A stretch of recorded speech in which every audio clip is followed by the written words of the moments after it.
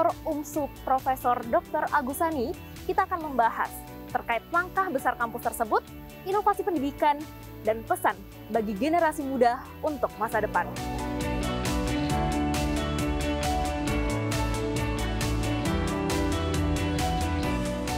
Dan pemirsa, saat ini sedang bersama saya, Rektor Universitas Muhammadiyah Sumatera Utara, Profesor Dr. Agusani. Halo Pak, apa kabarnya Pak? Alhamdulillah dalam keadaan baik dan fit, terutama dalam rangka mengelola UMSU yang kita cintai ini. Terima kasih Pak telah meluangkan waktu bersama CNBC Indonesia Pak. Ya, kami juga terima kasih karena kesempatan luar biasa Mbak Kris bisa hadir di UMSU, di studio mini kami ini. Pak, kita tahu bahwa UMSU ini merupakan salah satu kampus swasta terbaik ya di Pulau Sumatera dan juga menjadi salah satu universitas Muhammadiyah yang juga terbaik di luar Pulau Jawa begitu. Tapi secara garis besar sebenarnya apa yang menjadi nilai utama pembeda antara UMSU jika dibandingkan dengan kampus-kampus lain? Baik Mbak Kris. Pertama, UMSU inilah perguruan tinggi di bawah Perserikatan Muhammadiyah. Kita tahu Muhammadiyah memiliki perguruan tinggi ada 162 dan tersebar di seluruh Indonesia. Maka dalam rangka pengelolaan pendidikan tinggi ini, UMSU tentu akan berusaha bagaimana menaikkan marwah daripada harapan dan cita-cita Perserikatan Muhammadiyah. Tentu kita ingin mengelola perguruan tinggi secara baik dan berkualitas. Nah, tentu dalam bercerita kita tentang bagaimana UMSU yang kita tahu ingin tampil terbaik, alhamdulillah ini adalah bagian daripada upaya daripada komitmen kita bersama-sama di UMSU ini sendiri dalam rangka untuk menuju bagaimana UMSU itu bisa menjadi sebuah perguruan tinggi yang menjadi unggulan. Tentu saja seperti tadi Mbak Kris sampaikan, bukan saja untuk Muhammadiyah tetapi juga untuk perguruan tinggi lain, termasuk juga di luar Pulau Jawa. Nah, tentu yang kalau saya merasakan, tentu ada pembedanya, karena bagaimanapun perguruan tinggi Muhammadiyah tentu sebagai perguruan tinggi Islam, kita tentu bisa melahirkan lulusan yang profesional dan tentu juga selain profesional tentu juga punya integritas. Maka kita bagaimana mensinergikan antara nilai-nilai akademik dan Islam. Maka untuk itu kita berharap dengan demikian tentu mereka bisa akan menjadi lulusan-lulusan yang punya kompetensi di bidang akademik dan moral secara etika. Nah, pembeda yang paling pasti adalah Mbak Kris adalah karena di UMSU ini ada proses pembelajaran Al-Islam ke Muhammadiyah. Saya rasa ini tidak dimiliki oleh perguruan tinggi lain selain Muhammadiyah. Inilah ciri-ciri khas yang ada di perguruan tinggi Muhammadiyah. Wah, sungguh luar biasa ya visi dan misi dari UMSU ini sendiri.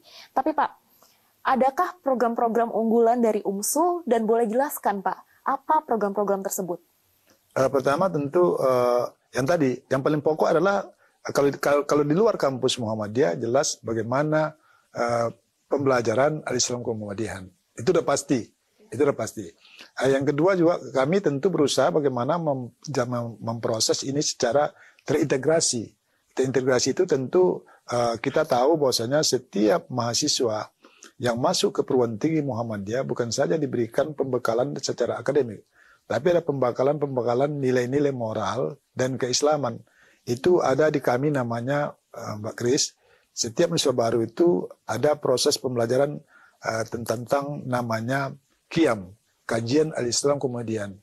Mereka ini mahasiswa baru itu dimasukkan dalam sebuah katakanlah sebuah tempat penggodokan bagaimana memberikan nilai-nilai keislaman kepada mereka dan mereka bermalam di sana. Dan itu seberapa banyak mahasiswa setiap tahun angkatan itu selama bergilir itu tetap mereka dapatkan. Inilah satu-satu hal yang mungkin yang kami miliki. Inilah modal kami untuk nantinya begitu mereka melaksanakan pembelajaran bagaimana tadi disebutkan tadi mengintegrasikan antara proses-proses akademik secara islami dan juga integritas, tapi tentu dengan nilai-nilai yang profesional. Ini mungkin yang kami lakukan. Oke, menarik sekali. Berarti dari awal masuk sudah diajarkan nilai-nilai Islami agar nantinya bisa menjadi pribadi yang kuat dan juga punya etika.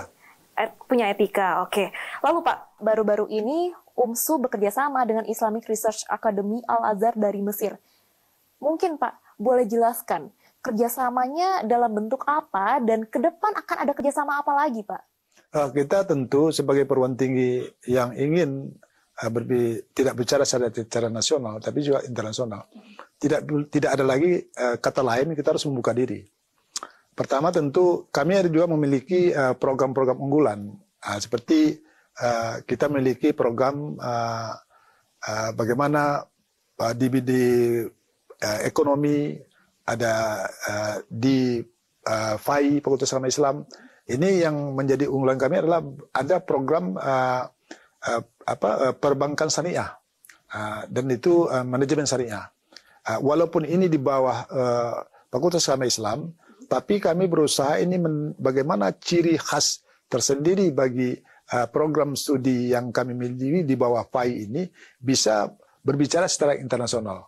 Nah untuk itu kami berusaha karena bagaimanapun dengan kemampuan para tim di fakultas dan juga para dosen, bagaimana kita melangkah untuk membuat terobosan-terobosan dalam rangka membangun kerjasama internasional. Nah untuk itu kalau kita bercerita tentang terkait dengan itu, kami berusaha untuk bisa mendapatkan itu adalah bagaimana mendapat pengakuan. Baru-baru ini kami mendapat kesempatan untuk mendapatkan akreditasi internasional FIBA-A. FIBA-A itu ada 4 program studi yang mendapatkan kesempatan. Pertama ada manajemen syariah, perbankan syariah. Yang kedua untuk di ekonomi ada akuntansi dan ada manajemen. Ini dalam proses. Dan ini yang melaksanakan asesmennya adalah para asesor dari negara Eropa, khususnya dari Jerman. Ini kan sebuah tantangan. Baru saja 2 bulan yang lalu, Pak Kris. Kami berharap dan dari hasil visit lapangan, tentu doa kita semua mudah-mudahan ini bisa kita dapatkan. Dan ini adalah merupakan sebuah program unggulan internasional yang tentu harus mendapatkan rekognisi.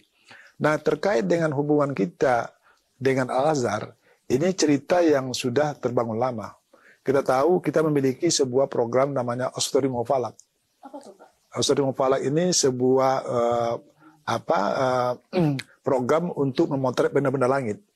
Kalau kita cerita tentang nanti kita dalam rangka menentukan hari-hari besar Islam, bagaimana menetapkan hari kapan kita berpuasa, kapan kita menetapkan hari raya, itu tentu melalui proses-proses terutama melihat bulan.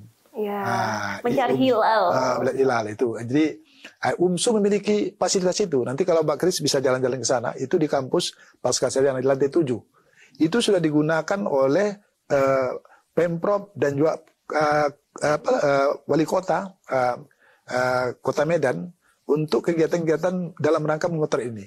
Ini keunggulan kami. Nah, dengan adanya itu, karena pengajarnya, pengelolanya adalah lulusan dari Al-Azhar, maka inilah yang menjembatani kami. Alhamdulillah kami semalam sudah berangkat tim ke sana dan memperdalam lagi sehingga nanti ini akan memperkuat bagaimana program internalisasi kami di bidang Ostori Mufalak pada masa akan datang, dan ini tentu menjadi unggulan dan ini tidak juga dimiliki oleh perguruan tinggi lain. Kalau kita cerita, Muhammadiyah hanya punya memiliki 3, yaitu satu di UAD di Yogyakarta, yang kedua ada di UHAMKA, yang ketiga ada di Universitas Muhammadiyah Makassar, dan UMSU yang pertama.